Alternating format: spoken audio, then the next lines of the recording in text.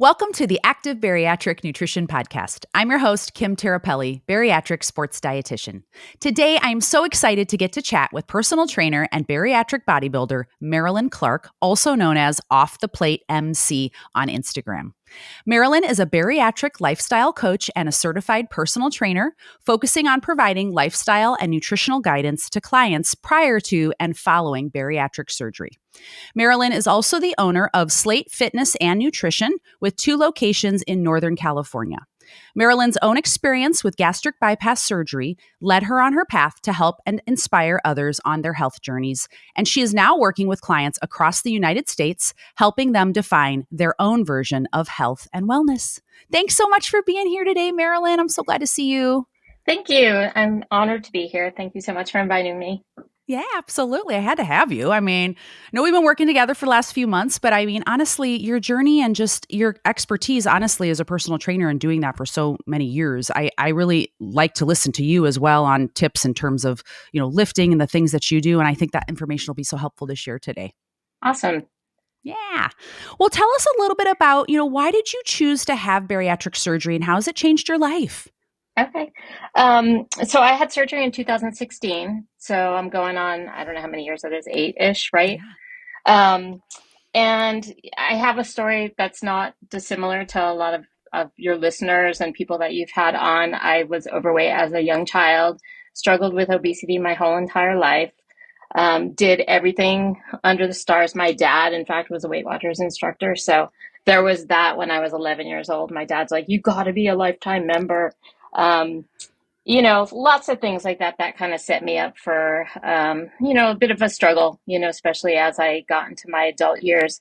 And I had been doing a medically supervised weight loss program. It was a VLCD, very low calorie diet, eating like 800 to 1,000 calories and trying to run and do half marathons and stuff like that with like very little calories. And I had great success with weight loss, but never with maintaining. And it's like I would gain back weight so quickly. It was just such a struggle. And my dad passed away in 2015. And after that, like that whole period of time, it's like I gained 40 pounds in like 4 months when he was sick.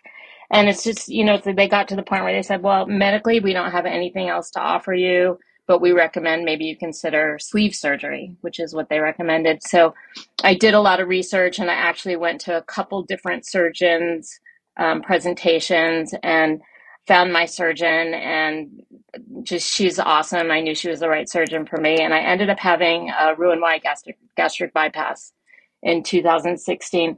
So how it's changed my life is like, complete different opposite world that I live in today compared to pre-surgery. I had been working a super stressful job. Right after surgery, I stepped down from a management position and just like went to be a regular worker bee. And Sure. Just having that stress removed from my life was incredible.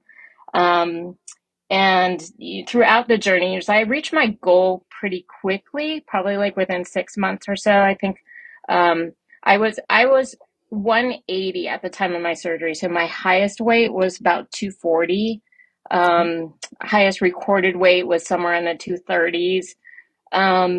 So I didn't have a very high BMI at the time of my surgery.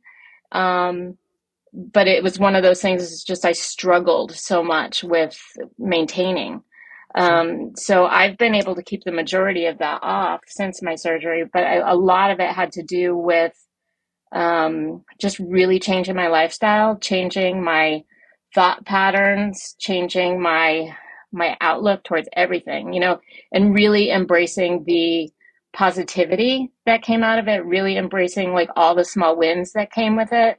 And it's still 8 years out. It's like you and I have these conversations and I'm like, oh, but I'm afraid to do this. It's like you have these things that are built into you and it's like you're constantly working against these patterns that have formed. It's like I was 50 years old when I had my surgery. So, it's a struggle, but I was fascinated by the nutrition aspect of it. My surgeon is like one of those people that's very hands-on. And so she does her presentation and your nutrition education post-surgery. And I was like so fascinated by the fact that like we just digest things differently than everyone else. We absorb things differently than everyone. Right. So that's what Right. prompted me to become a health coach. So I Mm-hmm. went and I got a couple of different certifications as a nutrition coach, and I got like super into it, which was really exciting. And then I realized like, hey, wow, I could turn this into a career. Right. And so I retired from my boring government job and started off as a health coach. Um, and it was just like a perfect thing. It's like I hear this a lot from bariatric patients. They get into these professions where they want to give back Yep. because of the experiences that they had and kind of pay it forward. And that was my intention when I went into that. And then along the way, I know we'll talk about like my whole fitness journey. Right. I met my trainer and we talked about doing something together with fitness and nutrition, and just kind of the way that everything paid off. Once I retired from that job, we had this opportunity to open a gym, and he was doing the fitness side and I was doing the nutrition side. And it was just like the perfect like synergy of events and people and place and all that stuff. So my life is completely different. And then we opened our gym right before COVID. And Okay. so as soon as COVID happened, we got shut down. And I was like, you know what? This is a really good time for me to get my personal trainer certification. Sure. So I used that downtime super productively. Yeah. And so I've been training since 2020 as well. So it's kind of, I love that. yeah, it's combined all of my weird passions. Yeah. No, and I think, and it sounds like it's helped you then, personally too on your journey, because you dove into learning more about, nutrition and fitness and becoming a personal trainer, and then you're able to help others with, those same goals, which I think is fantastic. And tell me a little bit about like, so before surgery, because obviously I know you lift a lot, and we're going to dive into that today, but what did you do for movement like before bariatric surgery? Was that something that was part of your life, as a main focus, or no? It was kind of on and off. So I had dabbled in weightlifting, um, probably in the early 2000s. And so I had a Okay. friend who, was very overweight, and she had been overweight and she got into fitness. And so we worked out at the gym together, and we did that for, I don't know, maybe like a year or so. And I don't know what happened, but it's just like I was a very, I don't want to say, well, I will say I was a very victim-y person. And so Okay. everything was always happening to me. And there was always a reason why I couldn't, you know, stay focused and stay committed to my goals. And so it just kind of, it was there, but it was, I wasn't super passionate about it. I was pleased with the results, but the minute I stopped doing anything, of course, like my weight would come back on. Um, I started running somewhere in around 2010. Started out as walking, and I did a couple half marathons walking, and then I started running, and I had a blast doing it. And I would go to these big giant races, and it was really fun. But I was like 240 pounds running half marathons, and it took a toll on my body. I mean, just like Sure. my knees, my back, my ankles, my feet. I had all Yeah. kinds of issues just running Sure. at that weight. Um, I tried some different boot camp exercises, like workouts with like groups of stuff, which is highly motivating and super fun, but kind of wasn't right for my body for where it was at the time. Box jumps at that weight, not great for the knees. And so Right. at the time that I ended up with my trainer, this was post surgery, I had like a piece of my femur actually had broken off inside my knee joint. It was Oh gross no. from doing Oh box no. jumps. So Oh I no. just had to learn to find the right exercise for my body. Yeah. Um, and so, it's like it wasn't until I think 6 months after I don't even think I did anything besides walking In up the into beginning. 6 months after my surgery. I just didn't Sure. have energy. It's like I Right. know a lot of people like went right back to work and they were like totally fine, but I was like 50, and I would Yeah. just go out for long walks on my lunch, and that was fine for a while, but then, it's like you start to notice it's like you have zero muscle tone at all. Right. Right. And so that was my surgeon actually recommended that I start doing some strength training. She's like, you got to not be afraid to lift weights. Yeah. Oh And my gosh. I so, love this doctor. She sounds fantastic. yeah, she is That's awesome. great. Oh my gosh. And Yeah. that's kind of like what I want to spend so much time on today, because, you know, and I know, so obviously right now you're your personal trainer, you lift yourself. And I want to spend a lot of time on, you know, why you think resistance training is so important. And we've talked about this with just as women, as we get older and we move into menopause or even perimenopause, then menopause, and beyond, just the importance that muscle plays for women, but how to be able to develop that muscle mass as well as maintain it for life, and that's so helpful for you as as a woman going throughout all these phases. Tell us a little bit about why are you such a big proponent for resistance training for women, especially for women that are menopausal, postmenopausal, etc. Yeah, just any resistance training is amazing for everybody. Doesn't matter the age. I mean, it's just like we need it for our daily activities of life, just to be functional and moving around in the world. So a big thing, just from a metabolism standpoint, like the muscle that we have is like the biggest tool that we can use to increasing our metabolism. Mm-hmm. And so during that rapid weight loss phase after surgery, so we just lose so much muscle mass, and our, what we can eat, what we're burning at rest goes down from that. But it's just like working with, at our gym, like our population of members is predominantly senior. So, there's people in my age and above. I mean, I've got clients up into their 80s. Sure. And you can see what happens, it's just like every decade you lose so much muscle mass. I think it's 3 to 5%, but I heard today on another podcast, it was like 4 to 8%, which is even more dramatic. But it affects people's, as you're aging, balance, just stamina to do things, coordination, mobility, posture is a big thing that I work with people on. So it's super, super important, for longevity, just the aging process is, can be unkind, and just preserving that muscle mass. And that was even my goal for this year is like, I want to preserve my muscle mass. It's like, I don't have to have any big gains. I just want to keep what I have, and it's hard work. But it also can be super fun. I mean, there's lots of cool, fun things that you can do to work on it, where it doesn't feel like I do have some people that come in because they know they have to, and they look at their watch like every single time, it's like, are we done yet? But it's like you just try to make it fun for people.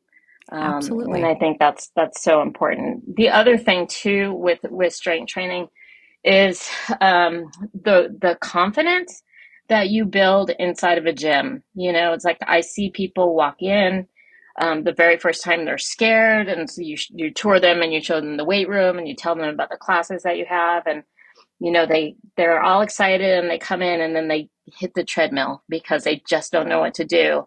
And as they get more comfortable in the gym, and they come and you greet them by name and you say, hey, you've been here 4 times this week, it's like they get this confidence that they didn't have before. And it's just like such a community aspect here in the gym as well too. So, and I think it also goes a long way for stress management as well. Oh, I couldn't agree with you more on that. Yeah. And I agree with you. I think, just those small wins, everyone has to start from somewhere, right? We all have to start from the first time that we walked into a gym. We've all done that. We've all been there where you walk in, you're like, oh gosh, like, where do I go? What am I doing? And for someone that's had bariatric surgery that has, lost some muscle mass, and they're looking to try to change their body composition, it can certainly be intimidating. So finding, the right fit for you, the right gym that, can support you, and hopefully working with a professional that can help develop a plan for you, in my opinion, that's what I would do, just because I feel like I want someone that is knowledgeable in the area that can help me program a very safe and, effective strength training program that's going to incorporate, progressive overload, and so that I can see results. I'm sure all of us do not want to waste time and or, risk of injury, by going in and not knowing what the heck you're doing. And I kind of skipped over this, but tell us a little bit about, what do you do now? And I know this has changed over time, but give us kind of a picture. What does your strength training program look like right now for you? And then we're going to talk about what you would recommend for maybe, someone that is menopausal and beyond, because I think this is such an important area that is getting finally some more research into it. But tell us first, what do you do for your strength training program? Okay. So, and it definitely has changed over time. I'm busy, I have kind of a crazy schedule. So fitting my own training in, it's silly because I work in a gym, but I have to make the time to actually use the gym, and Right. it's like I've got clients throughout the day. And so I need to use my time super efficiently. So I kind of have like a very efficient workout and then what I prefer to do. So there's Sure. like two very different things. So what I prefer to do, I do basically 4 days of my own weight training. So Mondays back and biceps, Tuesdays chest, triceps, shoulders. Wednesdays I do a kind of a boot camp class. Okay. My business partner teaches. It's pretty intense, total body, usually a lot of core and stuff like that in there. Thursday is my busiest work day, so I make that a rest day and I throw some cardio in there if I have time to do it and Sure. if my body feels like it can do it. Sure. Um, Fridays, I usually focus on core and some cardio, and then Saturday is my leg day. Okay. So that's kind of what my split is now. And then Sunday, I just take absolute rest. Yep. Maybe I go for a walk or I do something physical or a stretch if I'm super sore or something like that. I was doing a very different split where I was hitting legs twice a week, and it wasn't sustainable for me, and I couldn't do it consistently. But I've been doing this. I think since you and I have been working together Right. fairly consistently since the beginning of January, which has Right. been awesome. And some days my workouts have to be super fast, and it's like 30 minutes. Yeah. Ideally, I like to go for an hour, Yeah. not including any cardio or warm up before and afterwards. And like, what have you seen in terms of your changes since you've been I know we had talked about that when we first started working together. We talk more about the nutrition side, of course, but, you were looking at making some changes to your routine because you wanted to see some more, gains, in some muscle, and keep leaning out. What have you seen as the benefit from the current, routine? Um, well, at the time that you and I started working together, I had gone through a period of regain. So I had gained, God, it was probably like 16 pounds heavier than I am right now. Wow. And I worked with my surgeon, and we did a short course of phentermine, and I kind of got my Hmm.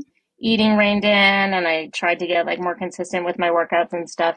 Um, so I had lost weight and was feeling better, but I had zero energy at all. So it was really hard for me to do my weight workouts. And so like add in some nutrition, I'm sure we'll talk about that. But since that time, I've actually gone down a size in my workout clothes, which is super exciting because, Awesome. this far out from surgery to make that dramatic of a change has been amazing. Totally. It, And they it can be still done. and they Yeah. still fit me. I was There you like, I go. take them out of the dryer, and I'm like, whose pants are these? Um, and That's a and win. and all my jeans in my closet fit me, and Yeah. that That's that's great. like kind of a good baseline for like, am I doing okay? But Right. definitely, as far as definition, when you describe me as a bariatric bodybuilder, it kind of makes me laugh because I don't think of myself as a bodybuilder. It's like Yeah. I'm just a trainer trying to live my life Yeah. and stay strong. But definitely seeing a lot of gains and more definition in my upper body. My legs are leaning out. Just a lot of stuff around, the abdomen area. Yeah. Yeah. I was pretty strong, getting some strength gains now. I've been dealing with tennis elbow for I don't know, like 6 months, Oh, longer than that, and then a little pillow related neck injury. So it kind of, yes. it's like this is life. This is life. Yep. We have setbacks and stuff. But, especially as a trainer, you learn to modify, you learn to work with, what your body is doing, you learn to listen to your body. And so like when my body needs rest, it rests. Yeah. That's really important. But it's, I'm definitely seeing improvements in strength and kind of the aesthetic improvements that I was looking Yeah. for as well. And Which is awesome. we just purchased for the gym an in body composition analyzer. So I'm excited to see like what the Yeah. science tells me about my body composition. But that's Yep. that's my main focus now is on fat loss and just building muscle if I can, preserving it 100%. And what I'm hearing, which I think is something I really want to highlight, is that, again, as women, as we get older, it is, it's common for, especially as we get into menopause and things, to see some more, abdominal body fat, gains and things like that. And it's more challenging to maintain muscle without doing a consistent routine. And what I'm hearing you say is that like, it can be done. Consistency matters. Putting in the time at the gym, putting in the time at the nutrition, which we're going to dive into as well. And these things, you can change your body. It doesn't matter what age you are. It doesn't matter your gender.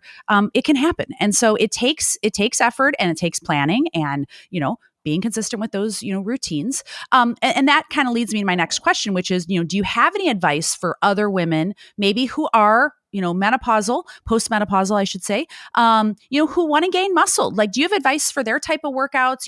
Anything you'd like to share that you have found helpful for you? Yeah, absolutely. So in general, it kind of depends on where someone is. Sure. If someone is doing nothing right now, I'd start them where I start all of my clients. I'd start with balance coordination, just some basic moves, teaching form, function, etc. Once you kind of have those things down, and like you said, I recommend working with a trainer. I think it's really critical to learn how to do these things properly. Yes.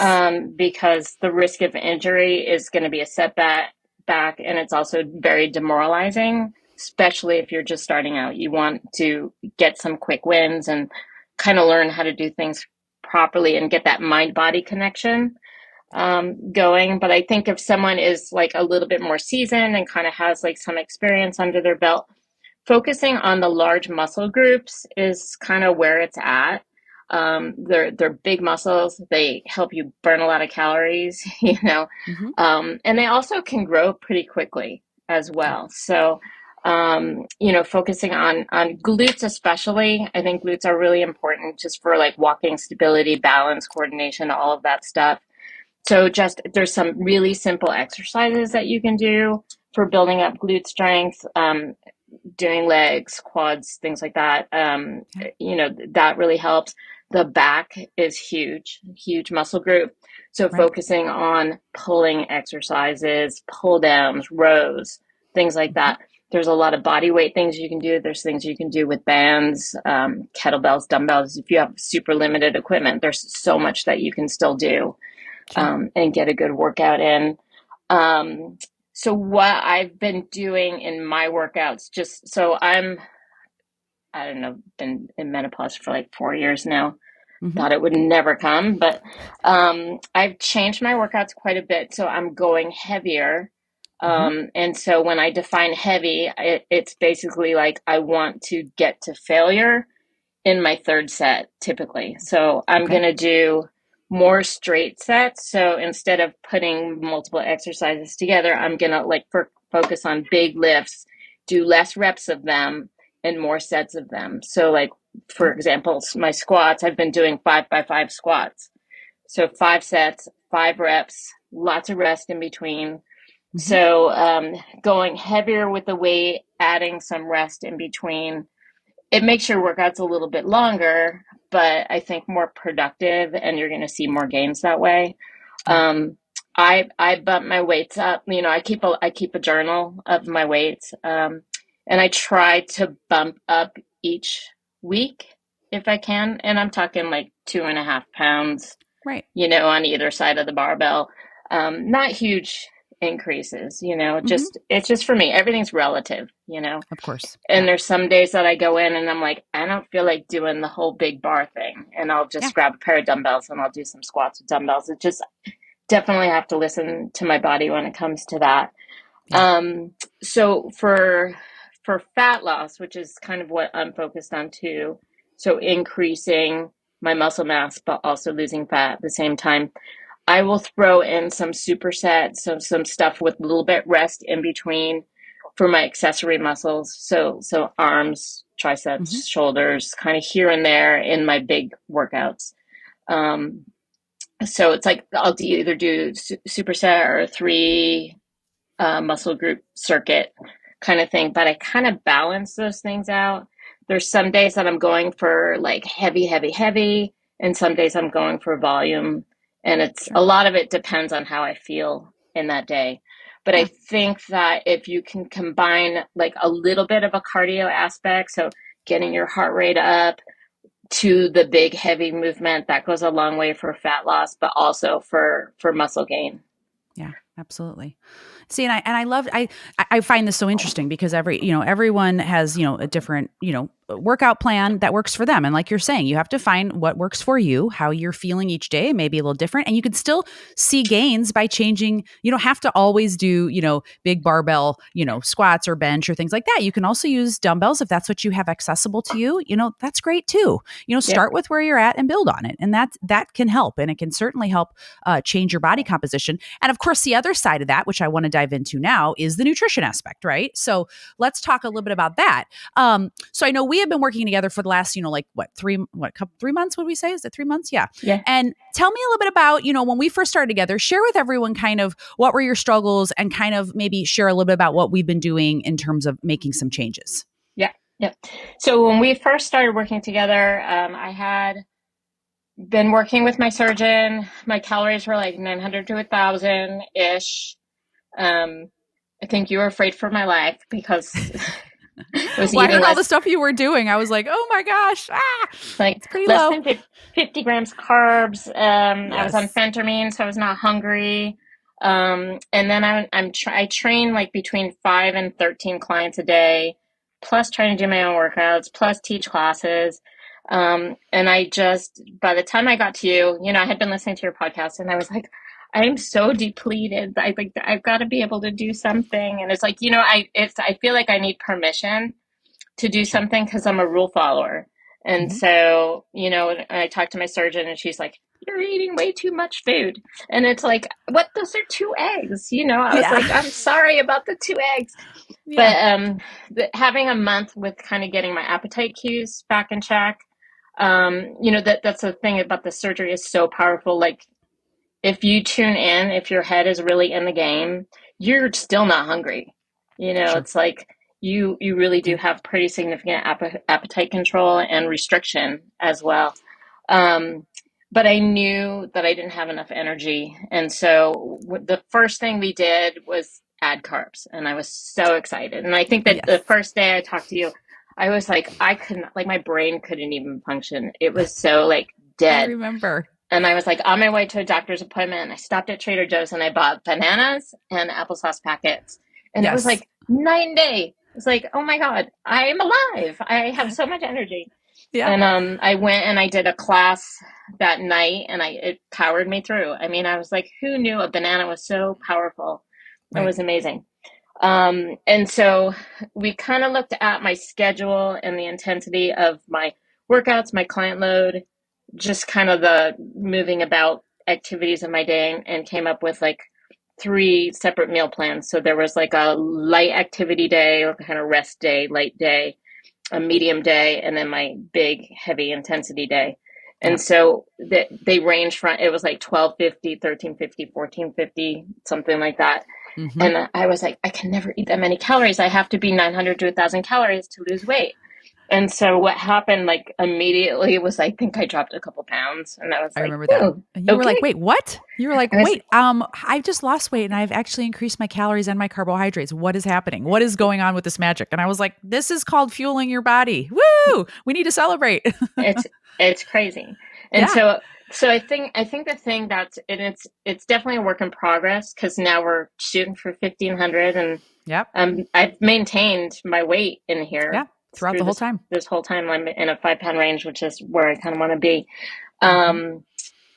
Um, the thing I'm really learning is the timing of stuff really matters. Yeah. Getting something on board before I do something with any kind of intensity. Absolutely. My carbs have been around 100 and I'm trying to get them up to 130. It's Right. hard to do. Like when you're conditioned to eat low carb forever. I Right. mean, Of it's like, course. probably 20 years of like being low carb person. And Sure. this is still relatively low carb.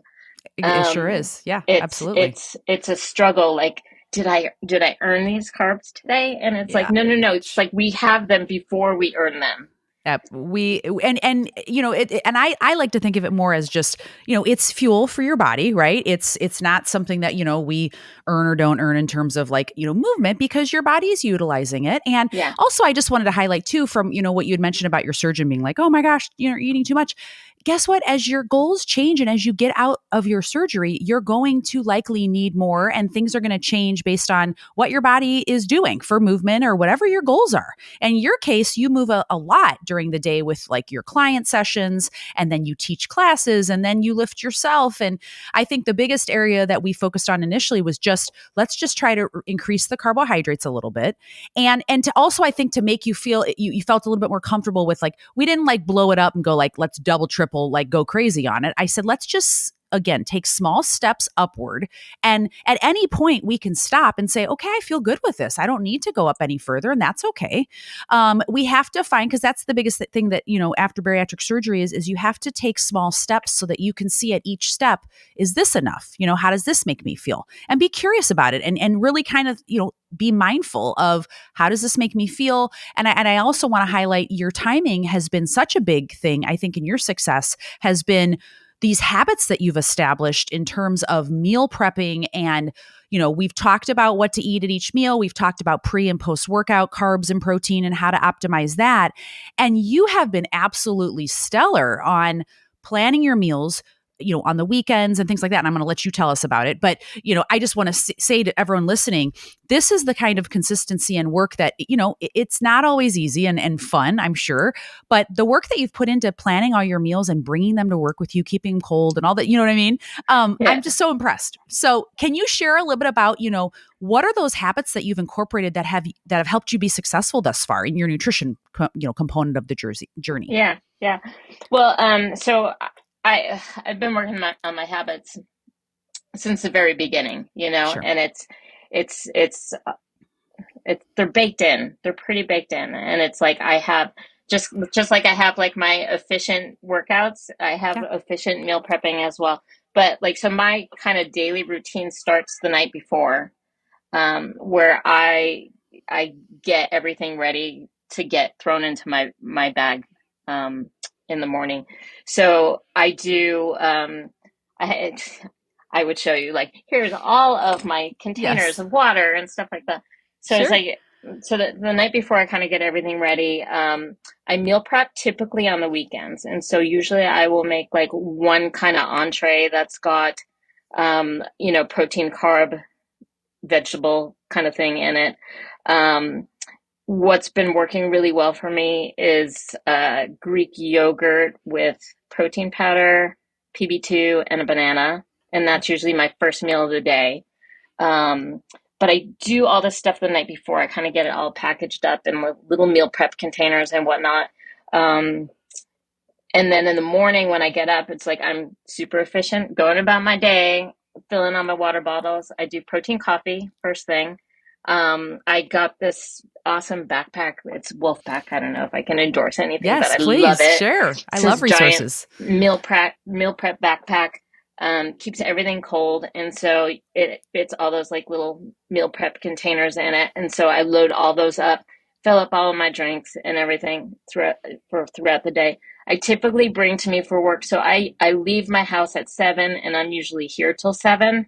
Mm-hmm. And sometimes I go home for a little break, but I like to have all my food with me because I just never know what my day is going to be most Sure. of the time. So I have something so my protein coffee first. I have like my breakfasty thing like around 10 o'clock. Usually if I'm doing my own workout, I try to get it in an hour before my workout. Yep. Sometimes that's effective. Sometimes it's not. I do always carry little applesauce packets because if I can get a workout in and I haven't eaten yet, I'll just do one of those just to have some carbs on board. Yep. I eat my lunch around 1. I'm trying to work high protein, semi, carbohydrate snacking in the middle of the day. Yep. And then my dinner is typically at home when I get home. So it's a little bit late for me to be eating, but just with my schedule, it's just, that's the biggest thing that I'm trying to figure out. Is like, where do I fit all my meals in? Right. So I'm usually doing like 3 meals and a snack. And depending on how much protein I've had, I might throw in another protein shake somewhere in Yeah, there, or sure. like a core power or something like that. Yeah. Um, And so it's, can I just highlight something really quick? yeah, of course. We've talked about, again, being postmenopausal too, for women that are listening, your protein needs, oftentimes when we really take a look at our overall protein intake as women, we're not eating enough, in terms of, just in the day to fuel our bodies. But if you are lifting, you really want to make sure that you're focusing on protein at every meal and snack, that you're taking in at Yeah. every opportunity. And then of course, for someone that's had bariatric surgery, yeah, it's kind of ingrained like low carb, but especially around your workouts, like you're mentioning, just that little applesauce, pouch, which is what, like maybe 15, 20 grams of carbohydrate, is giving you some energy just to utilize, for that workout, which is what your muscles are drawing upon, those carbohydrates. And Yeah. then I know you and I have really focused on trying to get at least 30 to 40 grams of protein at every meal consistently.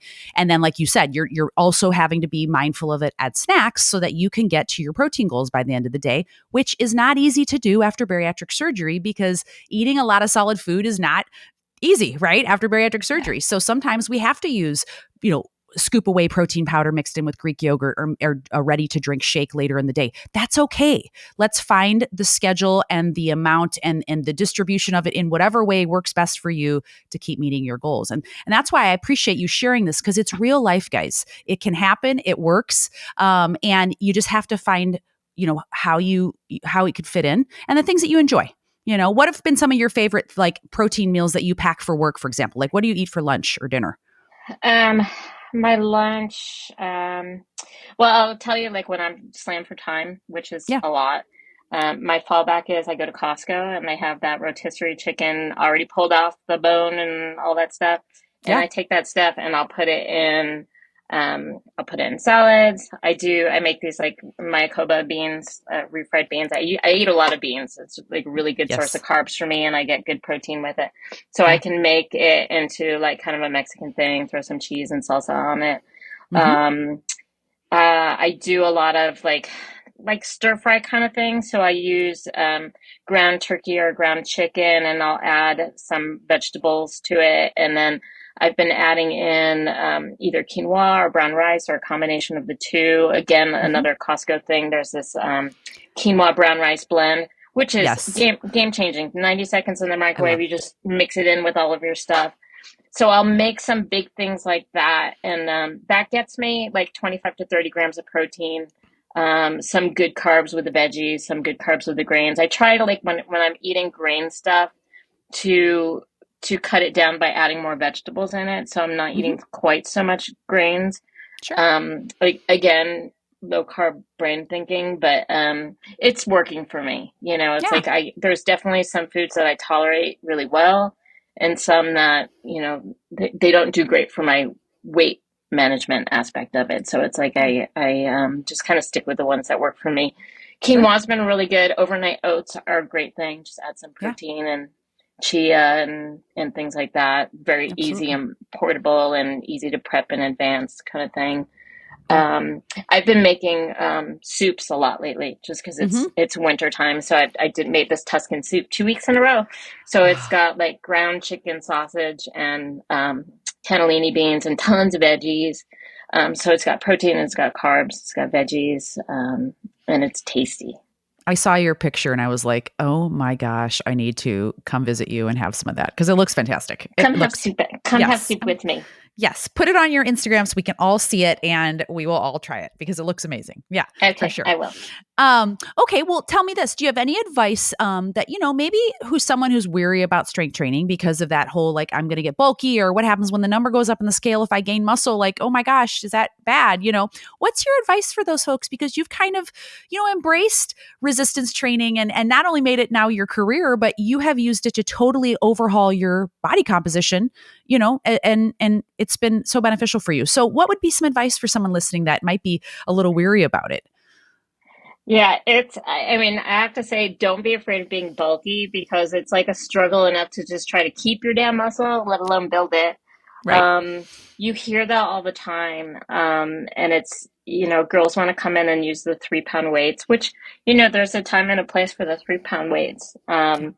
But, it's like there's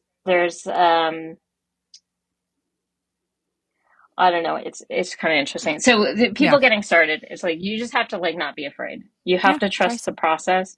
I fully recommend getting a personal trainer, so that you can do things correctly, Hmm. so that they can program things for you. And it's like I have people that come in and they say they don't want to be big and bulky, and it's like I'll start them with the lightweights, right, so that they can Sure. learn form.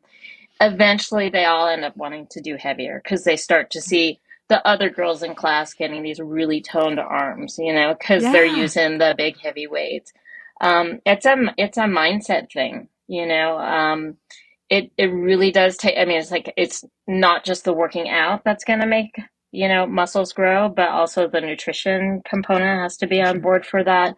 Um, but it's like I start all of my clients really focused on functional movements. And Hmm. so we do a lot of work on balance. We do a lot of stuff with core, um, hip extension type stuff, glute bridges, just like foundational movement. Teach them how to hinge, teach them how to press, teach them how to row and do Hmm. just kind of the basic movements.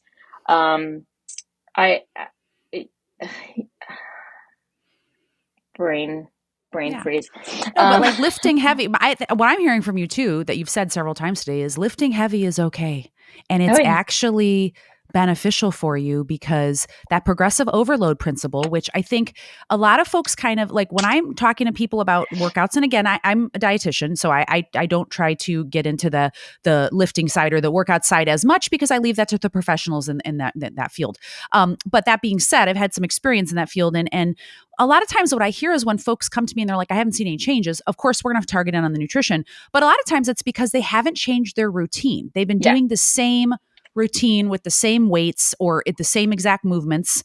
Yeah. And they've really not pushed themselves to, incorporate different movements or like you said, auxiliary lifts and things like that can make it a more well-rounded routine. And they certainly aren't maybe pushing themselves to get into that reps in reserve where you're pushing yourself to where you just can't do anymore. They're kind of stopping 3 sets of 10. That's it. And it's like, well, you could actually do a lot more. You could certainly lift a little bit heavier as well. And, Yeah. and for folks, they just don't know what they don't know. And that's okay. That's why Yeah. working with an expert is helpful, Yeah. Yeah. It is really interesting because it's, when I was going through my tennis elbow thing, it's because I was doing bicep curls with something that was like way too heavy Yeah. and too many reps, right? So Yeah. it's like, I went through this Live and whole learn. phase. I went through this whole phase of telling everyone, you guys don't need to grab the heaviest weights, just do something that's comfortable for your body. And now I'm all like, come on, you guys, you can raise it up a little bit.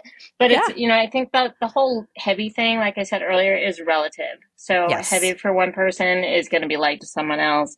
So it really comes down to just, like you said, pushing yourself a little bit harder every time, Yep. trying new things, getting super excited. After this, I have a girl that literally was the 3 pound girl that would like Yeah. almost cry because she had to do Oh, something with 3 pound weights. That's sure. now like, I want to use the gigabar. Can we go heavier? And you're like, yes, On we can. everything. And it's, Yeah. we have It's to make her exciting. workouts longer because it takes so much time to like set up heavy weights. Sure. Yeah. So it's a progression, and I think it's such it's a personal thing too.